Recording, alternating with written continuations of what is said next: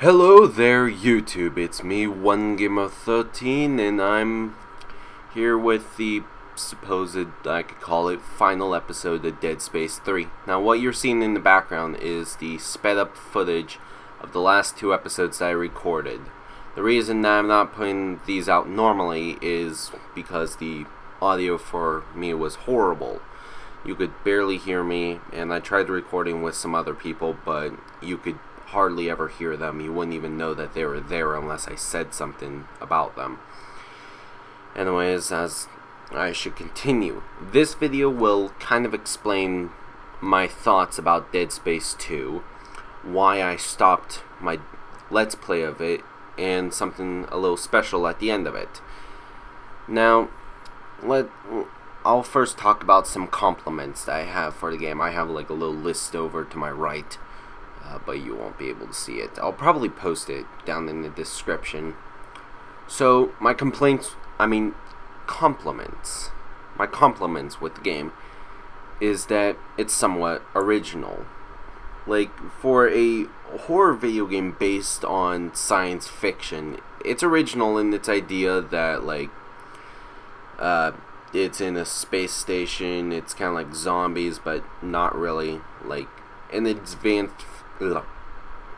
advanced version of zombie apocalypse. I kind of like this idea, but later on I'll explain what's so wrong about this game, as I said earlier. Some of the ideas are original in it, such as the marker, but there's unoriginal ideas such as like the cult behind it and all that type of stuff. But again, well, not again, you can't really avoid that type of stuff. So on to another compliment that I have to the game is that the HUD, there's no HUD. Everything that you need to know is displayed on the character, like kinesis, health, and ammo. It's all on the player model, which I actually think is really nice because it helps with immersion to it to an extent. It is nice for it to do that. It's unique. That's another way that it's somewhat original. Now, let me move on to my other category, which is kind of neutral stuff. There's like both a positive and a negative to these comments.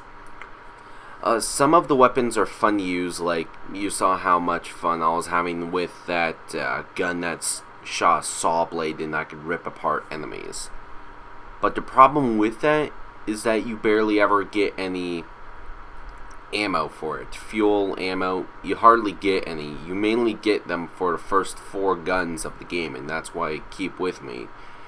And also the whole deal of having to find the ammo schematics separate from the weapon is completely idiotic in my brain. It is. Another thing in my other category is it hits a lot of cliche areas such as hospital, school, a religious building, and other places such as that. But you got to think, where else could you go? There aren't that many places. So that's why it's under the other category instead of the complaints, because you can't really avoid these areas. Like, you saw how effective they were on me, but that's only because I rarely ever play horror video games. Otherwise, I wouldn't be fazed at all by it. Now, on to my complaints section. Now, this section is split up into 2 different sections, major and minor. I'll start off with the minor. So, the environment is sometimes interesting, like the mall with all the neon signs. It's really cool to look at that type of stuff to see, like, society in the future. But the game insists on dark hallways. Like, it had really nice color in it at times. It looked very nice, looked beautiful, but it kept insisting on everything being dark, which ruined the atmosphere in some areas. And the ammo depletes way too fast. It's too easy to waste all your ammo on one enemy. Like, as you saw earlier in the sped up footage, I wasted all my ammo on that one enemy outside of the on the solar panel area. I wasted all my ammo on that thing. Maybe I'm just terrible at the game, but then again, I was playing on easy difficulty or easy or normal difficulty, and I still depleted ammo quickly. That shouldn't really happen too much. Again, I might just be terrible at the game. And some of the enemies are terrible to deal with. Like, I'm not saying like they're like tough, they take a lot of shots. I mean, they're irritating for the way that you have to deal with them, such as the bat demon type things. You have to kill them before they resurrect more creatures to come and kill you. So, some ways that the enemies are terrible to deal with is that in all other games, you've been implanted with the idea that you shoot it in the head and it dies. In this game, you have to chop off its limbs to kill it.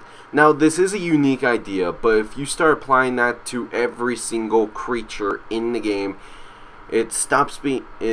It's still technically unique to this game, but it becomes irritating because that means you have to waste even more ammo. And heck, some of the puzzles require ammo, so that only makes it more difficult. Another enemy that's hard to deal with, it's like this big spidery creature that you will see at the end of this sped up footage.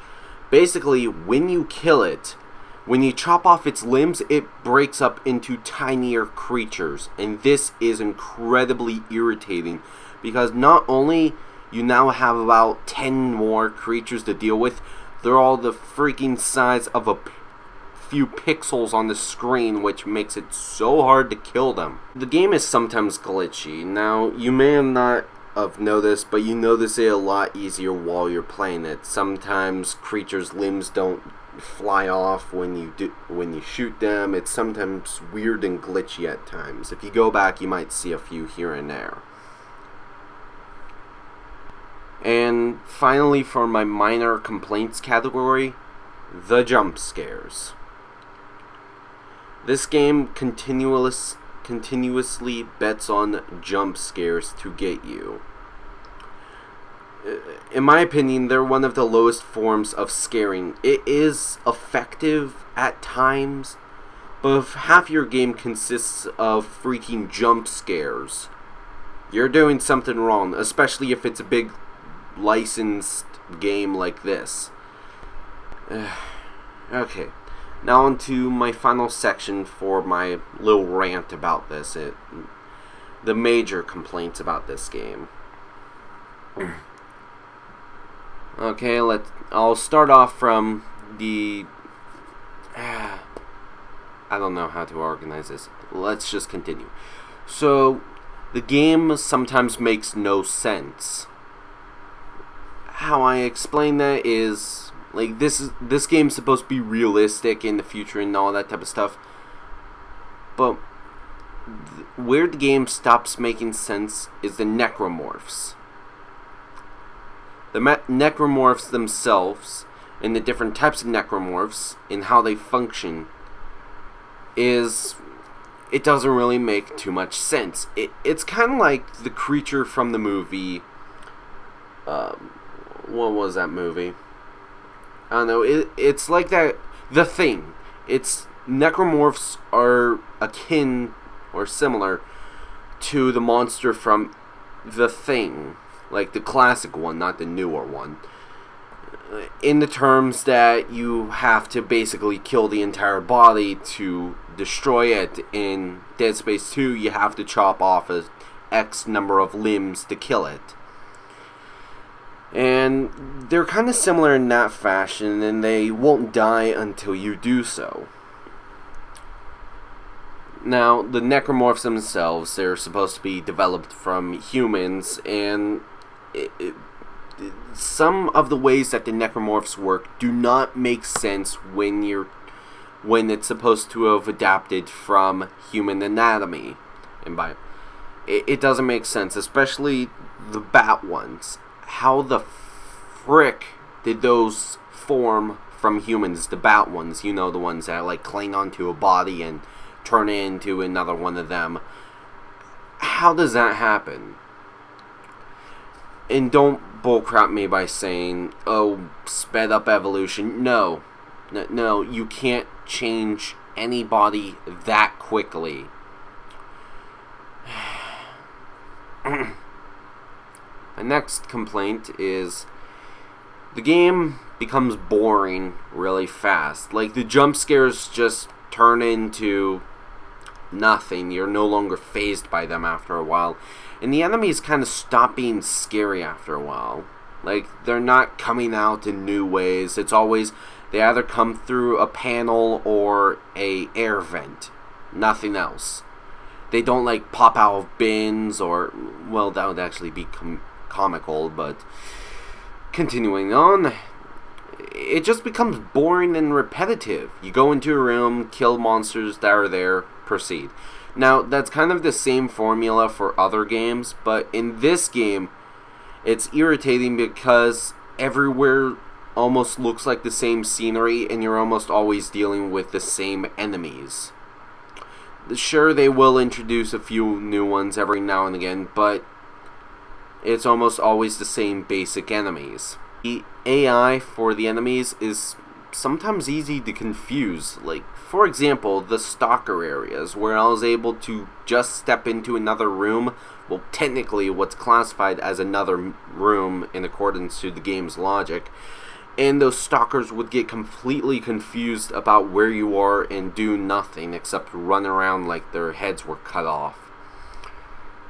Like, refer back to that one episode where it was like that big storage room, and all I had to do was step into the staircase, and they would never come after me. Just, that's a prime example of easily confusing the AI. The AI is sometimes stupid. This kind of goes hand in hand with it's really it's able to be confused, that type of stuff. But the thing about it is that it's sometimes stupid.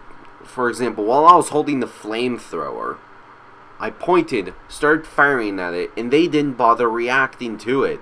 They continued onwards like they were brain dead.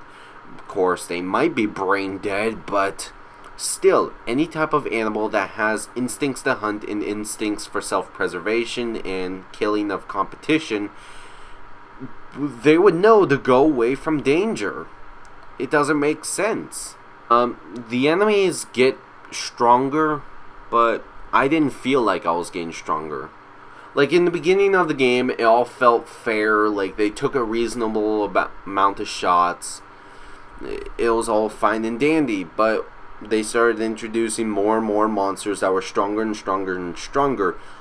And I was upgrading my weapons. You could see throughout my episodes, I was upgrading my weapons to be more powerful, to have more ammo, per clip. But the thing is that I didn't feel like I was getting stronger at all. I felt like I had to use more and more ammo just to kill them, and they were giving me the same supply of ammo each time. This was very irritating because it felt like I was becoming weaker when games shouldn't feel like that. Like, I'll refer to Ratchet & Clank. In Ratchet & Clank, you feel like you're a freaking dominator by the end of the game with your huge arsenal of weapons, your new skills that you've developed, and your understanding of how to use the weapons, and all the explosions and stuff that you can cause in that game. You feel that you're really powerful and you're up to match with the final boss. In this game, I barely made it halfway through, and I felt like I was a weakling against most of these creatures. This makes the game less fun and more irritating to deal with. And now, on to my final complaint about this game. My biggest complaint with this game that irritated me more than how necromorphs didn't make sense. This is the worst thing about the game. Everything, now I mean almost everything, is drawn out as long as possible. Now, you might be saying, oh, but that's normal games. Yes, I understand that some games require you to go find the key to open this door. But what Dead Space 2 does is that it makes you find the key, reroute your way back, and then find out that the key broke when you're trying to do it. So you have to go take the remnants of the key, find a hardware store or some place, fix the key, reroute your way back, and then put it in. It draws it out to the extent of where it becomes pure rage-inducing. Like, for example, the train cart where I had to get the solar panels to work again. Now, that's fine. I went up, fixed the solar panels, came back down, and I wasn't allowed to get on the train. But instead, they made some complaint for drawing out the game even longer by making the area come under attack, and I would have to find some other way to do it. Now, that makes the entire satellite scene pointless. It becomes very irritating. And this happened for almost every task you were given. You always had to do at least 2, 3, 4 things extra to come back, and half the time it wouldn't have mattered because you would have to do something different. This was the tipping point for me. The part where at the elevator, like you saw near the end of the footage, we actually met back up with Girl and Straught. We actually met back up with them. But for some godforsaken reason, I still had to do everything by myself. Seriously, if you think about it, she looked like she could handle herself, and Straught, he could go hide in the corner somewhere where they wouldn't find him, like hide in the locker. Apparently I'm the only one that's able to freaking open those things, so he should be fine. But I'm starting to get off track. She could have come along and helped me, and this would probably fix the problem with the enemies feel like they're getting stronger if you add an AI companion to help you deal with them. That would have helped a lot and would actually make sense for her to come along, because in all horror games, when you split up after meeting back up, it usually doesn't work out. And I could easily tell in the episode that I would have to break connection with her and go on my own again, besides her send me off to go fix the freaking elevator. Haven't these people ever heard of a freaking staircase or ramp? Seriously. Now, if I'm correct, the elevator shaft, it had oxygen in it. There is no gauge for my oxygen meter while I was in the elevator shaft going to go retrieve the elevator. So that meant they could come with me. I could grab them and jetpack up to the top, and we could just stand there cutting through the door with our freaking plasma rifles. Seriously, plasma rifles could cut through that. I want to hear your excuse for why I couldn't cut through that door instead of freaking getting an elevator. Now, that was kind of the point where it broke me, in a sense. Where the enemies just became too ridiculous to deal with. The plot I could care less about, and in the whole process of just getting to one section of the space station, it was just beyond irritating for me. I couldn't stand it anymore, so I'm stopping my Let's Play of it. This video kind of explains why and my thoughts about it. Okay, so in the comments section below, now this isn't the end of the video. In the comment section below, tell me if you agree, disagree, extra things that you want to say about it. Compliments or complaints, either or. Now, I want people to be sensible about this. Don't just, like, pound your keyboard saying, "Oh, you stupid, blah, blah, blah." No. I don't want that, and I will not acknowledge those comments' existence. I will only acknowledge the existence of comments that are well thought out and reasonable and have evidence to support them. Now onto the special section of the video.